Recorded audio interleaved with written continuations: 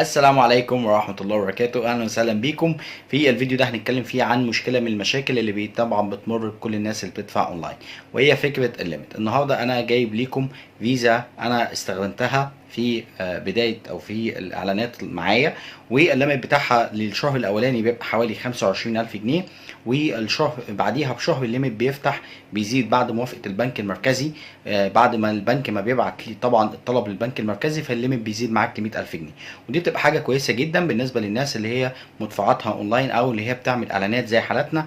يبقى معاك فيزا واحده بس يبقى حتى فيها الليميت 100,000 جنيه، لان للاسف تعدد الحسابات وتعدد الفيز معانا بسبب الليميت بيسبب طبعا مشاكل عند الناس، وفي بعض الناس ما تكونش اصلا عندها المقدره في ان هي تفتح حساب او تعمل كارت واثنين وثلاثه، مبقاش عندها طبعا للاسف المقدره دي.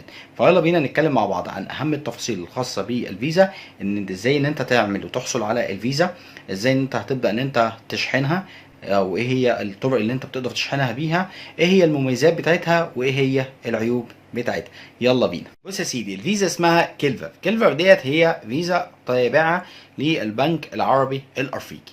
تعالى بقى مع بعض هنتعلم ازاي بنقدر نحصل على الفيزا في البداية، ونبدأ ان احنا نتتبع او نعرف امتى هنستلمها، وايه هي اماكن الاستلام الخاصة بالفيزا، ونعرف كمان تفاصيل الحد الادنى بتاعها او الليميت بتاعها، وازاي ان احنا بنشحنها، وكل طبعا التفاصيل ديت.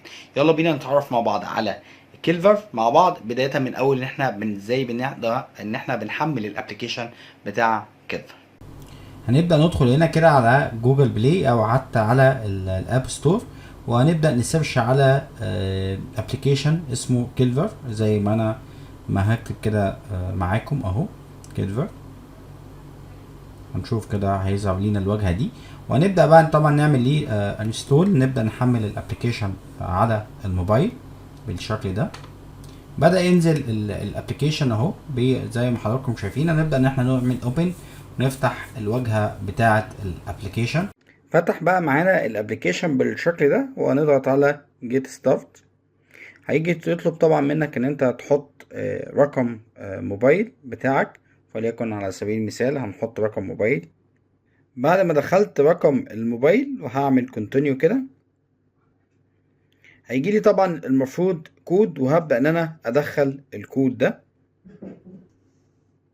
كده انا دخلت الكود. هيبدأ يطلب منك باسورد للابلكيشن. بعد كده اما تدخل فهنعمل رقم او نعمل باسورد. وبعد ما بتعمل باسورد بيطلب منك تأكيد للباسورد اللي انت عملته. بعد كده بيبدأ بقى يفتح معاك واجهة البرنامج. فاحنا هنسمي مثلا ادي الابلكيشن، او مثلا هسميه اي اسم يعني، وليكن هسميه باسمي. طبعا هيطلب منك الايميل اللي انت تحطه ليك، فنضيف دلوقتي ايميل. بعد ما ضفت الايميل بيطلب منك ان انت تحط اسم. الاسم ده ممكن تدخل بيه بعد كده الابلكيشن عادي، فهنحط اي اسم يعني على سبيل المثال. فانا هنا حطيت اسمي. طبعا الاسم بيقول لي ان هو متاخد. انا ممكن اكتب اي اسم من الاسماء اللي هو يعني عارفها واليوزر نيم، ولكن مهم جدا وانت بتكتبها تكون حافظها بعد كده. فانا مثلا هاخد خالد 70، وهعمل بعد كده كونتينيو. طبعا الخيار الاخير ده مش ميل تاني خالص، فهعمل كده كونتينيو. هيبدأ هنا يقول لك انت عايز بالظبط انهي نوع من الفيزا دي. الفيزا دي في اول نوع اللي هي الليجند، وفي النوع التاني اللي هي الفري اللي هي كنت وريتها لكم في بداية الفيديو. هنا إيه الفرق ما بينهم هم الاتنين؟ طبعا هتلاقي هو كاتب لك هنا الفرق. دي طبعا اكتر ما يميزها ان هي بتاخد 6% عمولة فقط. اما اللي هي الجو بلان دي اللي هي الفري المجانية، دي بتاخد 8% عمولة.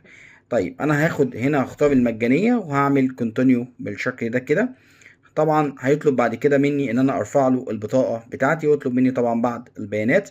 ببدأ ان انا طبعا اضيفها له، وبعد كده بننتظر بقى يعني استلام الفيزا.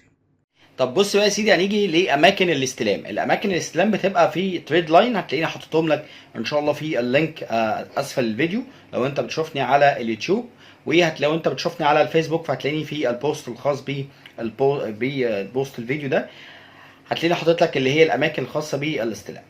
طيب انت لما بتستلم في القاهره بس، للاسف يعني اي محافظه تاني للاسف مش هتقدر تحصل عليها، ودي من ضمن العيوب بتاعتها. ولو جينا اتكلمنا على العيوب بتاعتها، رقم واحد ما زالت فيها بعض المشاكل في بعض الحسابات.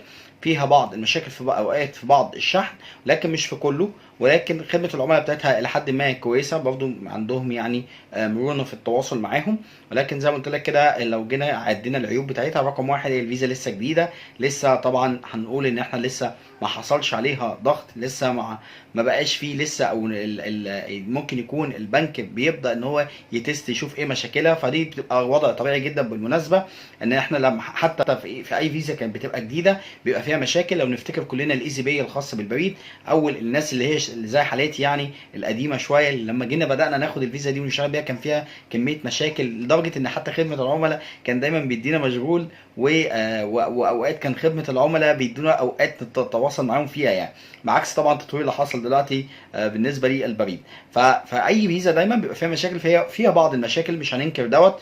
الحاجه الثانيه فكره برضو ان انت مش بتقدر تشحنها من اي تي ام، دي برضو هي ممكن تكون ليها ميزه الناحيه الثانيه، لكن برضو دي كانت بتبقى ميزه او بعض الاوقات بنلجا ان احنا نعملها، ان احنا يبقى معانا شحن اي تي ام ما فيهاش خدمه دعم في بنك ما. يعني انا لو انا عايز اروح لخدمه عملاء، فما فيش مكان اقدر ان انا اروح له خدمه العملاء التواصل كله معاهم من خلال الابلكيشن. للاسف ما فيش ان انا خدمه عملاء ثابته اقدر ان انا اتواصل معاهم. دي عيوبها. تعال نتكلم على مميزاتها. اول حاجه هي سريعه الاستلام، يعني انت بتقدر تستلمها بعد 3 ايام 4 ايام، فدي ميزه كويسه جدا. الحاجه الثانيه سهله الحصول عليها من خلال الابلكيشن. الحاجه الثالثه ان العموله بتاعتها ممكن لو هي شايفينها 8% دي كبيره، ولكن في بعض الفيز بتبقى عمولتها بتتخطى ال 10 11%. معايا في بعض الفيز انا وفي بعض البنوك بتتخطى فعلا ال 10%، مش ال 10% كمان بتاعه البنك المركزي. برضو من مميزاتها ان انا بقدر ان انا اشحنها عن طريق فوري، او اقدر ان انا اشحنها عن طريق فودافون كاش، ولكن انا صراحه ما جربتش طريقه الفودافون الكاش. انا جربت عن طريق فوري، وجربت عن طريق ان انا بتقدر تضيف فيزا معاك بيمنت، تقدر تضيفها، وتقدر من خلال محفظه الفيزا اللي انت ضفتها دي تقدر تحول من المحفظه للابلكيشن عندك عادي جدا. يعني انا ممكن اشحنها بفيزا بتاعت يلا بتاعت البريد، وانا كده كده معايا. لما هتروح تستلم الفيزا هتلاقي الموظف بيديك عقد، بتقرا العقد طبعا كويس، وهو طبعا عقد كل البنوك بتاعته بتتلخص في الحمايه وفكره الاستخدام الشخصي بتاعك وما شابه ذلك. لما بتمضي على عقد اقرا بنوده كويس قبل برضه ما تمضي وتشوف البنود بتاعته، وبعد كده هتلاقي الموظف بيقول لك ان هي 25000 جنيه الليميت بتاعها الشهري، والشهر بعد شهر بيبعته للبنك المركزي بيبدا ياخدوا موافقه على الفيزا بتاعتك، والليميت بتاعك يتفتح معاك ل 100000 جنيه. دي كده كل التفاصيل برضه الخاصه بالليميت. لو عندك اي سؤال اي حاجه هسيب لكم جروب عامله شخص ما، هو عامل الجروب دوت عشان ندعم كلنا بعضينا. هو جروب غير رسمي، ولكن جروب بندعم كل الناس او كل الناس المستخدمين للفيزا دي، بحيث كل حد مر بتجربه معينه، فممكن يكون حد عنده سؤال في التجربه دي، فبتلاقي اكتر من شخص بيقدر ان هو يطلع ويفيدك طبعا.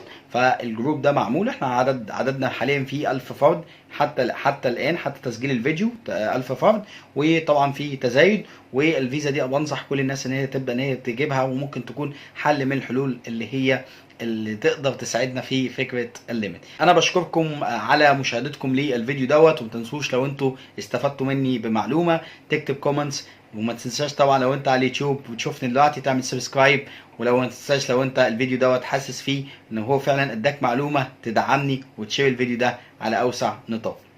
السلام عليكم.